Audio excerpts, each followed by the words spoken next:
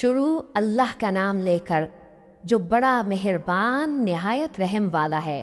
میں اس شہر یعنی مکے کی قسم کھاتا ہوں، اور تم اے نبی صلی اللہ علیہ وآلہ وسلم اسی شہر میں تو رہتے ہو، اور سب کے باپ یعنی آدم اور اس کی اولاد کی قسم کہ ہم نے انسان کو محنت و مشقت میں رہنے والا بنایا ہے۔ کیا یہ خیال کرتا ہے کہ اس پر کوئی قابو نہ پائے گا؟ کہتا ہے کہ میں نے بہت سا مال برباد کر دیا، کیا اسے یہ گمان ہے کہ اس کو کسی نے دیکھا نہیں؟ بھلا ہم نے اس کو 2 آنکھیں نہیں دیں، اور زبان اور 2 ہونٹ نہیں دیے؟ یہ چیزیں بھی دیں، اور اس کو خیر و شر کے دونوں رستے بھی دکھا دیے، مگر یہ گھاٹی پر سے ہو کر نہ گزرا۔ اور تم کیا سمجھے کہ گھاٹی کیا ہے؟